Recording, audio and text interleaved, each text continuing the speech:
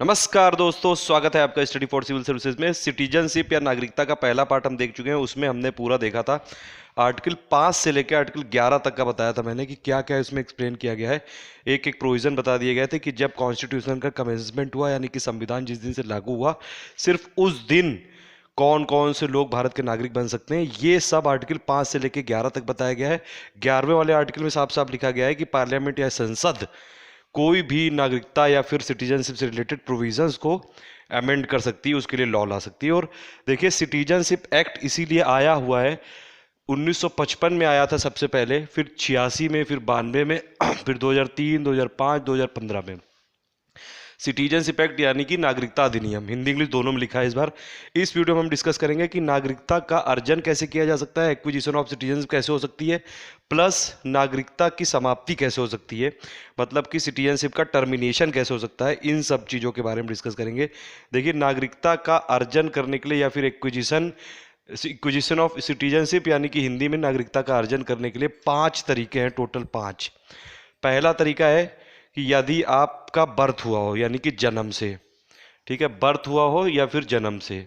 दूसरा तरीका है बाय डिसेंट, यानी कि वंश के आधार पर, यानी कि आपके पापा दादा दादी ये सब लोग भारत के नागरिक हो तो। तीसरा तरीका है बाय रजिस्ट्रेशन, यानी कि पंजीकरण द्वारा। चौथा तरीका है बाय नेचुरलाइजेशन, यानी कि प्राकृतिक रूप से। और पांचवा तरीका है बाय एक्विजिशन ऑफ टेरिटरीज, यानी कि क्षेत्र समावष्टि द्वारा।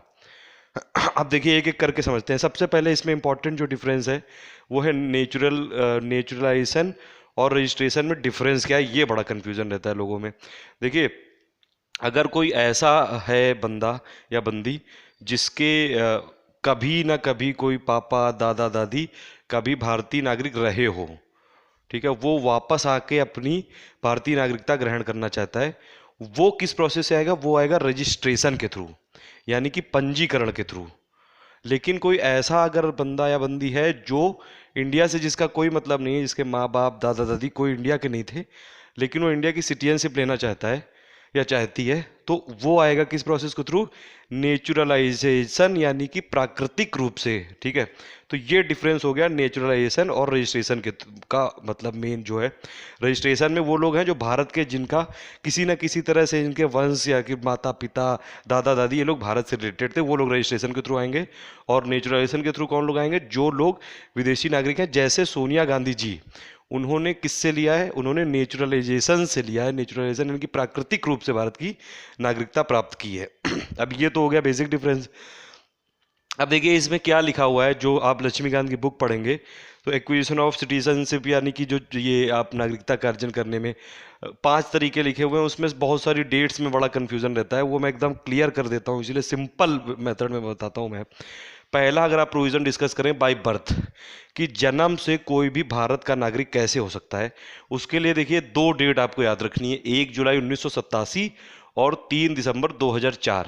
ठीक है, अगर कोई नागरिक 26 जनवरी 1950 के बाद पैदा हुआ है लेकिन 1 जुलाई 1987 से पहले पैदा हुआ है, तो उसके पेरेंट कोई भी हो, मतलब उसके जो पेरेंट होंगे वो किसी भी देश की नागरिक हों वो, लेकिन वो भारत का नागरिक हो सकता है। ठीक है, तो इसमें समझ में आ गया आपकी बाय बर्थ या फिर जन्म के आधार पर कैसे आप नागरिकता ले सकते हैं। आप एक डेट याद रखिए, 1 जुलाई 1987। अगर आप इसके पहले और 26 जनवरी 1950 यानी कि कमेंसमेंट ऑफ कॉन्स्टिट्यूशन यानी कि संविधान के लागू होने के बाद अगर आप पैदा हुए हैं 1 जुलाई 1987 के पहले, तो आपके पेरेंट या माता पिता किसी भी नागरिकता के हों वो, लेकिन अगर आप भारत में पैदा हुए तो आपको यहाँ की सिटीजनशिप मिल सकती है। लेकिन फिर 1 जुलाई 1987 के बाद अगर आप पैदा हुए हैं तो आपका कम से कम माता पिता में से एक जो है वो भारत का नागरिक होना चाहिए। ठीक है, लेकिन फिर उसमें और थोड़ा सा अमेंडमेंट करिए, तो 3 दिसंबर 2004 के बाद जो लोग पैदा हुए हैं, वो लोग अगर इंडिया में पैदा हुए हैं 3 दिसंबर 2004 के बाद, उनके माता पिता दोनों को भारतीय नागरिक होना चाहिए, या फिर एक भारतीय नागरिक हो और दूसरा इलीगल माइग्रेंट ना हो, यानी कि दूसरा वाला अवैध प्रवासी ना हो, तब वो भारत की नागरिकता ग्रहण कर सकते हैं। एक चीज़ यहाँ पे समझनी जरूरी है कि भारत में जन्म के आधार पर, मतलब किसी का भी भारत में जन्म हो गया तो क्या वो नागरिक हो जाएगा? नहीं, ऐसा नहीं है। जो फॉरेन डिप्लोमेट्स होते हैं उनके बच्चे और प्लस जो इनेमी एलियंस है, जो विदेशी शत्रु हैं, उनके बच्चे अगर भारत में जन्म लेते हैं तो वो ऐसा नहीं कि जन्म के आधार पर वो नागरिकता उनको मिल जाएगी। ठीक है, ये वाला समझ में आ गया। बाई बर्थ पूरा एकदम सिंपल भाषा में है कि अगर आप इंडिया में पैदा हुए हैं तो आप इंडिया के नागरिक हैं। अब उसमें कुछ 2-3 डेट दी हुई हैं, 1 जुलाई 1987 से पहले और 26 जनवरी 1950 के बाद पैदा हुए हैं तो आपके पेरेंट किसी भी सिटीजन नागरिक मतलब किसी भी नागरिकता के हों, आपको जन्म से नागरिकता मिल जाएगी।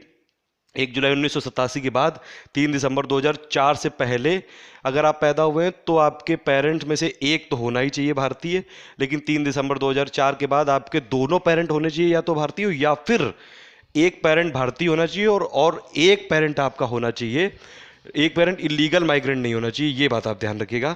लेकिन यहाँ पे एक एक्सेप्शन जरूर है कि आपके जो जैसे फॉरेन डिप्लोमेट्स के जो बच्चे होते हैं वो उनको जन्म से नागरिकता नहीं मिलेगी, और जो इनेमी एलियंस हैं उनको भी जन्म से नहीं मिलेगी। तो ये वाला हो गया पूरा प्रोविजन, जन्म से वाला समझ लिया। दूसरे वाले पे आते हैं, बाय डिसेंट, यानी कि वंश के आधार पर। तो बर्थ वाला समझ लिया हमने। अब आते हैं डिसेंट पे, यानी कि वंश के आधार पर। अब वंश के आधार पर भारतीय नागरिकता कैसे मिल सकती है? अगर इसमें देखिए एक डेट आपको याद रखनी पड़ेगी, 10 दिसंबर 1992, हाँ यही वाली डेट है। इसमें यह लिखा हुआ है कि अगर कोई भी बंदा या बंदी, कोई भी ऐसा है व्यक्ति, वो भारत के बाहर पैदा हुआ है। देखिए वंश के आधार पर का मतलब यही है कि आप बाहर पैदा हुए हैं लेकिन वंश के आधार पर आप कह रहे हैं कि हमको सिटीजनशिप लेनी है इंडिया की, तो कोई भी, इसमें 2 डेट वही है। देखिए 3 दिसंबर 2004 कॉमन है, 10 दिसंबर 1992 से पहले पैदा हुआ हो, 26 जनवरी 50 के बाद पैदा हुए हो, और फिर अगर आपका जन्म भारत के बाहर हुआ है तो आप भारत के नागरिक तभी बन सकते हो जब आपके पिता भारतीय नागरिक होंगे। ठीक है, पहली चीज़ तो ये हो गई। तो वंश के आधार पर आपको मिल जाएगी नागरिकता। लेकिन 10 दिसंबर 1992 के बाद अगर आप भारत के बाहर कहीं पैदा हुए हो और भारत की नागरिकता लेना चाह रहे हो तो फिर आपको नागरिकता तभी मिल सकती है जब माता या पिता में से एक आपका भारतीय होना चाहिए नागरिक।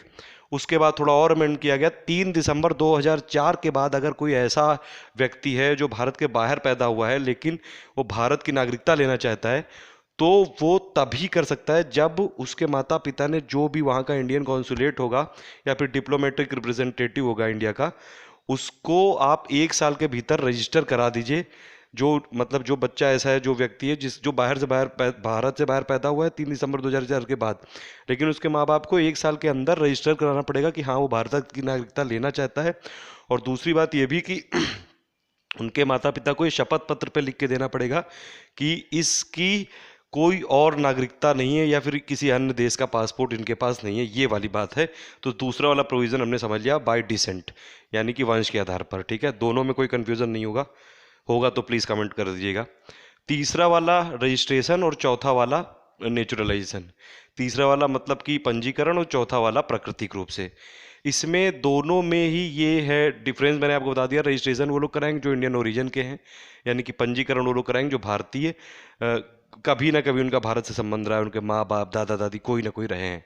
और नेचुरलाइजेशन वाले जो बाहर के हैं वो इंडिया में अगर लेना चाहते हैं नागरिकता तो है। इसमें देखिए बहुत सारी चीज़ें हैं रजिस्ट्रेशन में, काफ़ी सारे इसमें क्लॉज दिए हुए हैं, अगर आप देख सकते हैं पूरा एकदम से। देखिए रजिस्ट्रेशन वाले में काफ़ी सारी चीज़ें हैं। पंजीकरण में मतलब कोई भी ऐसा है जो भारत का है किसी ना किसी तरीके से, माँ बाप या फिर दादा दादी किसी तरह भारत से रिलेटेड है। अब उसमें मेन जो चीज़ ये है पंजीकरण में कि आपको 7 साल टोटल मिला के आप रहे हो भारत में तभी आपको मिलेगी नागरिकता। उसमें से भी एक ये चीज़ है कि देखिए 1 साल तो जब आपको मान लीजिए रजिस्ट्रेशन के थ्रू आपको सिटीजनशिप या फिर नागरिकता लेनी है तो 1 साल पहले से तो आप जस्ट यहाँ पे 12 महीने पहले से रह रहे हो यहाँ पे, और जो पिछले 8 साल हैं, देखिए एक मान लीजिए आपको अभी लेनी है तो अभी से लेके पिछले 1 साल से तो आप रह ही रहे हो, और उससे पहले के 8 सालों में आप कम से कम 6 साल भारत में रहे हो। ठीक है, 6 साल। तो ये वाली चीज़ है रजिस्ट्रेशन में। और नेचुरलाइजेशन में क्या है, ये 12 साल है। ठीक है, 12 साल है, कुल मिला के 12 ईयर्स है यहाँ पे। इसका मतलब ये है रजिस्ट्रेशन में कि अगर आप देखिए 1 साल तो यहाँ पे लास्ट के 1 साल में तो रह रहे हो यहाँ पे, और पिछले 14 सालों में 1 साल से पहले वाले 14 सालों में आप कम से कम 11 साल यहाँ पे रहे हो। तो ये दोनों चीज़ों में ये चीज़ है, दोनों मिला के कुल मिला के आप जितने भी प्रोविज़न लिखें।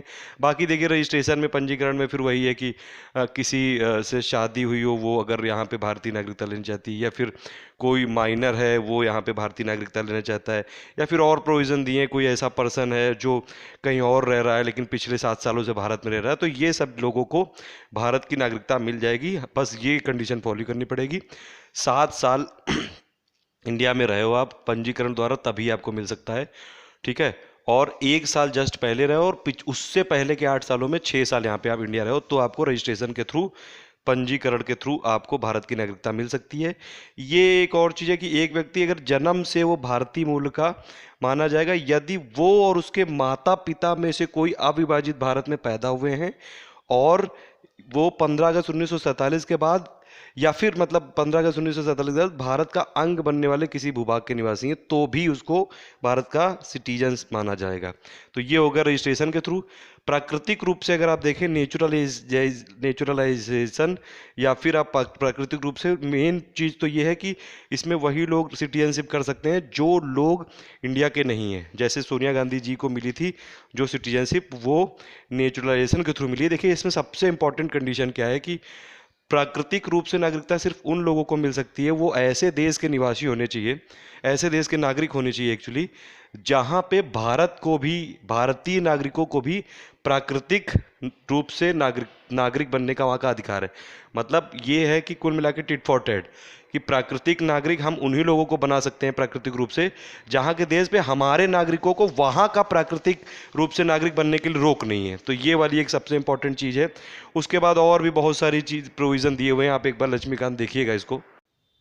ठीक है, तो इसमें कुछ कुछ प्रोविज़न दिए गए हैं कि मतलब वो अच्छे कैरेक्टर का होना चाहिए।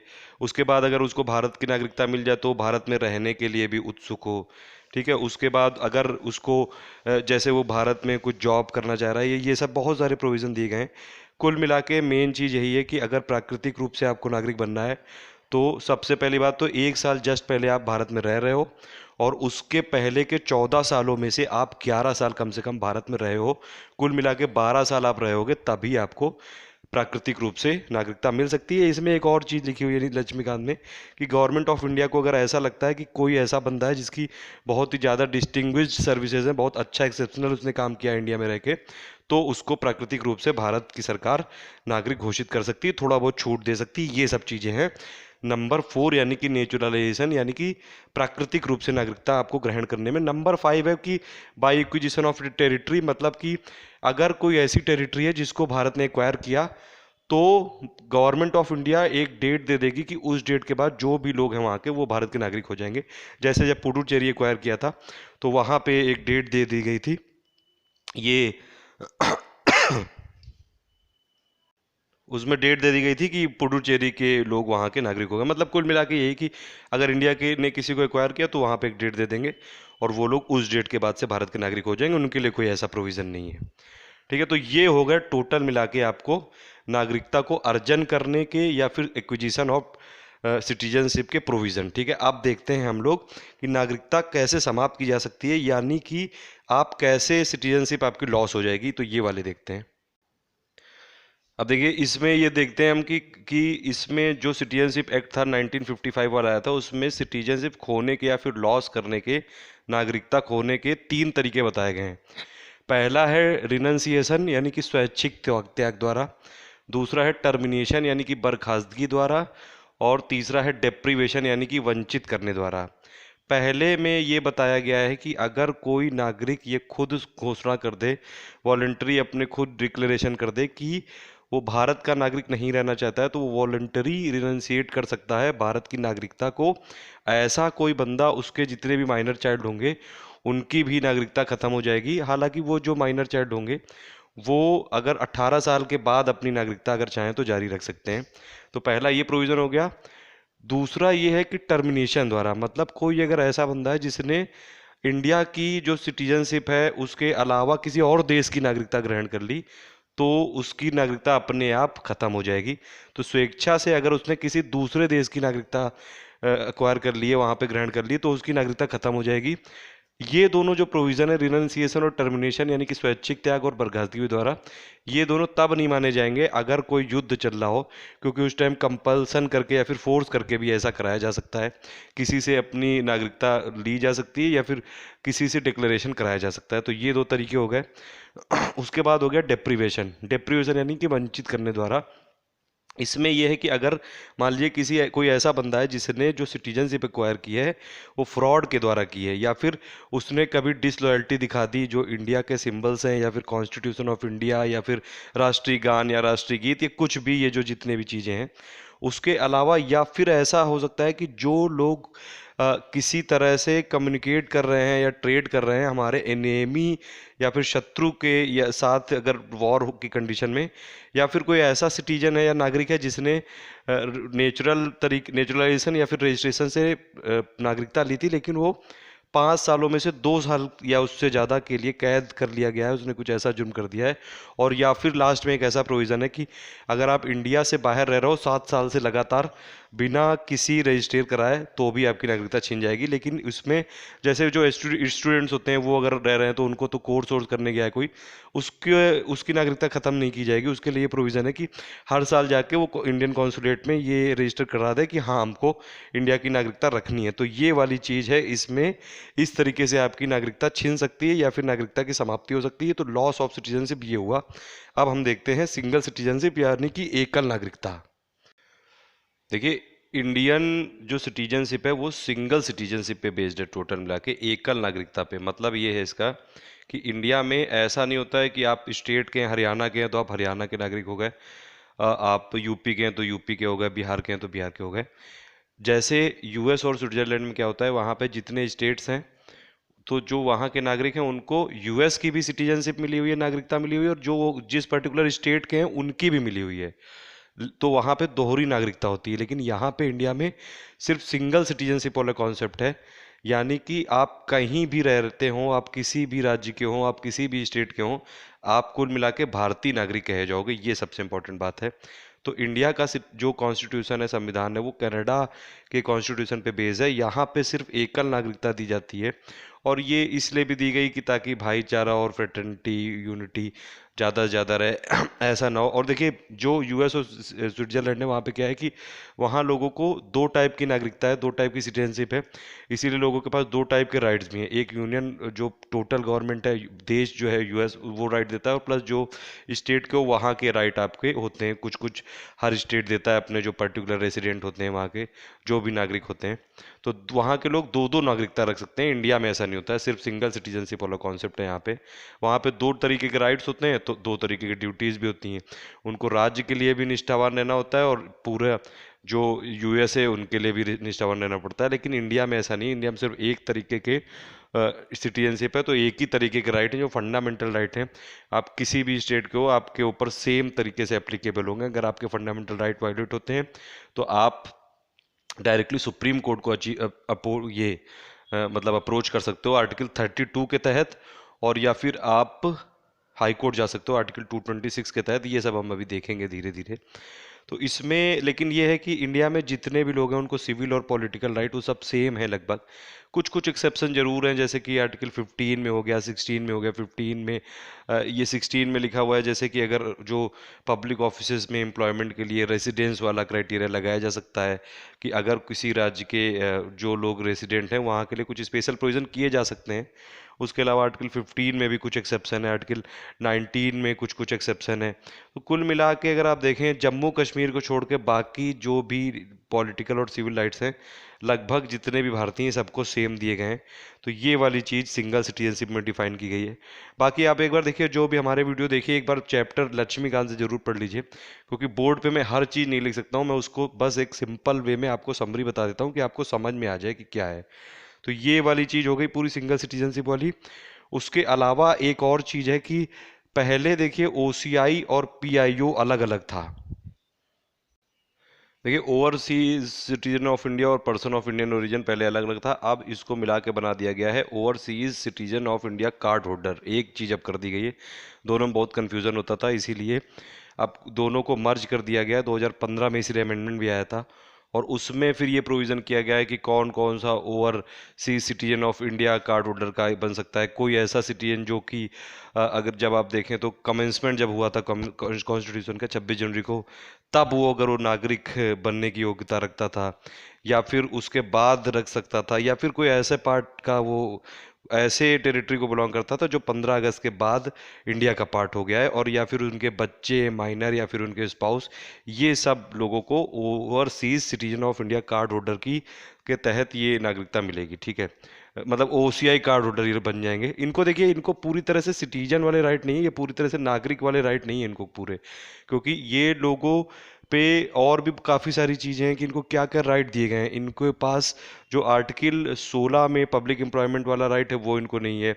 ये लोग एलिजिबल नहीं होंगे प्रेसिडेंट के लिए, ये लोग एलिजिबल नहीं होंगे वाइस प्रेसिडेंट के लिए, ये लोग एलिजिबल नहीं होंगे जज of supreme court high court के लिए, प्लस ये लोग एज ए वोटर रजिस्ट्रेशन नहीं कर सकते। तो ये सब चीज़ें हैं इनके पास नहीं है, और इनको कोई भी ये जो एम्प्लॉयमेंट होगा पब्लिक सर्विसेज में वो भी नहीं कर सकते हैं। इनका अगर रिनंसिएशन यानी कि इनकी कैसे ये समाप्त होगी ओसीआई कार्ड होल्डर की, उसमें भी ये पूरे प्रोविज़न दिए गए हैं 2015 में कि अगर कोई खुद ये प्रिस्क्राइब्ड मैनर में करता है, खुद ही छोड़ना चाहता है तो ठीक है वो छोड़ सकता है, और या फिर अगर वो ऐसे हैं कि उन्होंने, देखिए ये ओसीआई जो कार्ड होल्डर उनको मिली थी और उन्होंने छोड़ दी, तो उनकी जो स्पाउस और उनके बच्चे वो भी नहीं ले पाएंगे ओसीआई कार्ड होल्डर। ठीक है, तो ये सब चीज़ें दी हुई हैं।